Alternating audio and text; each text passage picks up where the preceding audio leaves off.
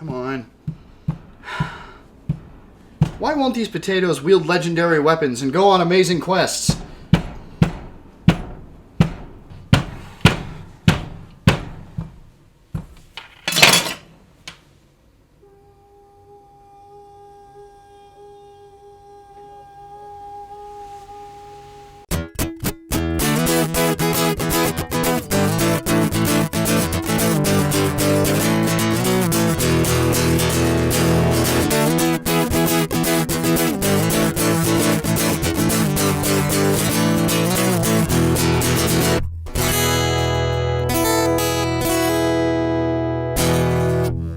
Daylight Studios brings us the eccentrically titled Holy Potatoes, a weapon shop? As the name suggests, you are in a universe of potato people as an aspiring blacksmith, who is also a potato. The story doesn't get much more complicated than that you're the grandson of a once great blacksmith. You inherit his shop after you are discovered by his old business associate, who most people can tell immediately is a two-faced prick. But not you, you're just happy to be a total dipshit. Seriously, the protagonist is just a really dumb spud. If you didn't like that potato pun, you're gonna hate this game, because seriously, this game is chock full to the brim with potato puns, jokes, and pop culture references, to a thoroughly ridiculous point, which brings up a very strange concern. Who the hell is this game made for? The overall feel and aesthetic is extremely child-friendly and pleasant. The more I play, though, the more dark references and swearing I find. The cute characters and colors are eventually overshadowed by Breaking Bad references, some potato in a mistress outfit, drinking, and a fair amount of language you might expect from an actual blacksmith. Not that any of it comes from the goody derp-shoes protagonist. So, then who was this game aimed at? Millennials who didn't want to grow into the horrible reality left for them? Actually, yeah, that's probably it. That makes sense. So then, why did I want this game? Well, you're being nosy, aren't you? I'll tell you anyway.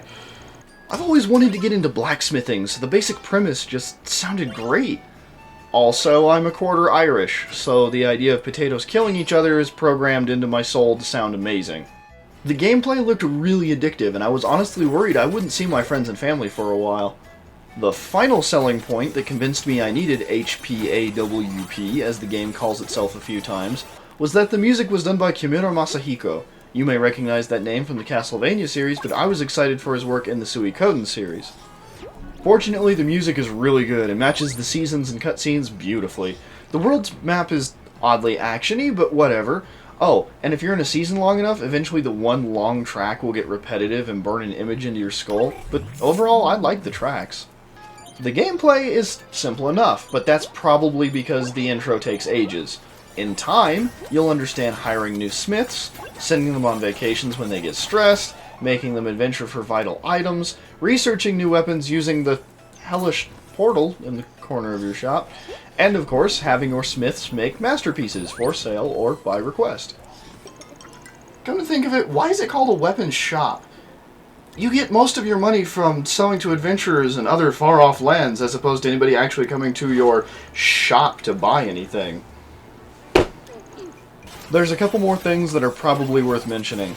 The game becomes a numbers orgy, many of which you don't actually have to worry about. All these numbers, not a big deal.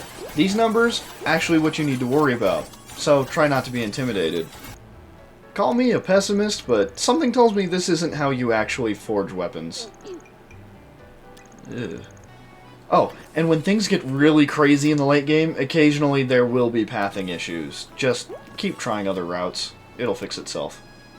Considering all these points, would I recommend Holy Potatoes, a weapon shop? Actually, yeah, I would. Go try it, it's fun.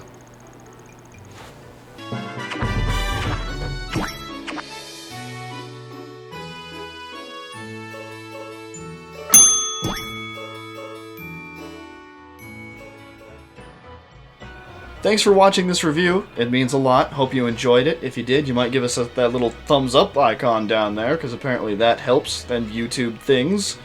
Big thanks goes out this week to Walter Brisby for actually sending me this game on Steam for Christmas. It had been on my wishlist for a long time. I was looking forward to it, and I'm glad I liked the game, because it's the worst thing ever when you're bummed out by a game you were looking forward to. But fortunately, Brisby came through, gave me a great game, and I'm really psyched about that. Thanks again, Walter Brisby. Anyway, thanks for watching. We really appreciate it. Maybe tell some friends, do all that social media crap that involves us, and take care of yourselves.